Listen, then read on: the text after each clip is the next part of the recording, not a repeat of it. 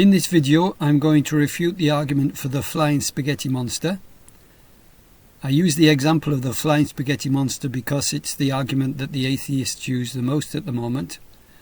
But of course what I say, the argument that I'm going to make, is applicable to all atheist arguments where they postulate a false God. In a discussion, the Christian tries to convince the atheist that a Christian God exists, and the atheist tries to convince the Christian that a false God exists, for example, the flying spaghetti monster. The atheist says that his reasoning is the same as the Christian's reasoning. So why does a Christian reject his argument on the flying spaghetti monster, whilst at the same time believing his own argument on God? The atheist will argue something like, if you don't believe my argument for the flying spaghetti monster, it must mean that it's not a credible argument, or that there is a logical fallacy in my argument. So can you explain that to me? And in doing so, he hopes that the Christian will, in trying to refute the flying spaghetti monster, also refute his own God, which would obviously be checkmate for the atheist. First of all, what we've got to say is that the atheist doesn't believe his own argument. He thinks that his argument is a valid argument, but that the conclusion is false. This is very important to understand. The atheist considers his counter-argument to be valid and have a false conclusion. The Christian considers his argument to be valid and have a true conclusion. Therefore, when the atheist puts forth his valid argument with a false conclusion, he presupposes that a valid argument with a false conclusion refutes a valid argument with a conclusion which is considered to be true. That's his fundamental presupposition. If he didn't believe that, he wouldn't argue for the flying spaghetti monster. He considers his argument to be a valid argument, a logical argument, but for the conclusion to be false.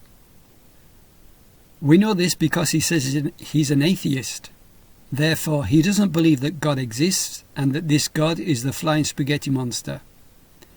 If he does say that he believes that, then he has refuted atheism in his own mind and he's lost the debate. An atheist, by definition, doesn't believe that God exists and that this God is the flying spaghetti monster. So on the atheist side, we've got an argument for the existence of the flying spaghetti monster. Both the Christian and the atheist agree that this argument is a valid argument with a false conclusion. Therefore, I'm going to call the atheist's argument a valid argument with a false conclusion. And on the Christian side, for the argument for the existence of God, we've also got a valid argument, and the atheist considers the conclusion to be false, whereas the Christian considers the conclusion of his argument to be true. So I'm going to call this argument a valid argument with a conclusion which is considered to be true. So what can we say about the atheist's argument then for the flying spaghetti monster? The first thing I would do is to ask the atheist what he thinks his argument actually proves.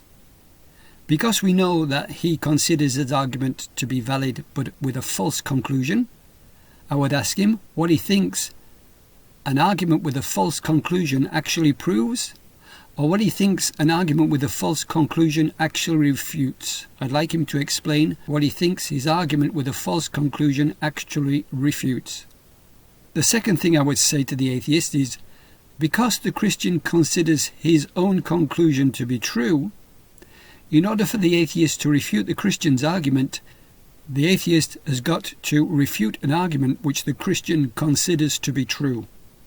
In order for the atheist to refute the Christian, he's got to refute an argument which the Christian considers to be true. And this, of course, is not the case with the flying spaghetti monster.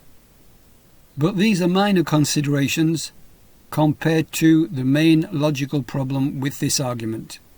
The main problem with this argument is that it's illogical and self-refuting. When the atheist argues for the flying spaghetti monster, he is putting forth an argument which he believes is valid with a false conclusion. And he thinks this valid argument with a false conclusion refutes a valid argument with a conclusion which is considered to be true. If the atheist didn't believe that, he wouldn't argue for the flying spaghetti monster. His reasoning is something like this. Because a counter-argument which is valid and has a false conclusion can be made against a valid argument which has a conclusion which is considered to be true, in that case, the valid argument with a false conclusion proves that the valid argument with a conclusion considered to be true is not true. That's his reasoning, his presupposition that underpins his proposing of his flying spaghetti monster argument. It could be summarized like this. Premise 1. The Christian can make an argument which is valid and has a conclusion which he thinks is true. Premise 2. The atheist can make a counter-argument which is valid and has a conclusion which is false. Conclusion.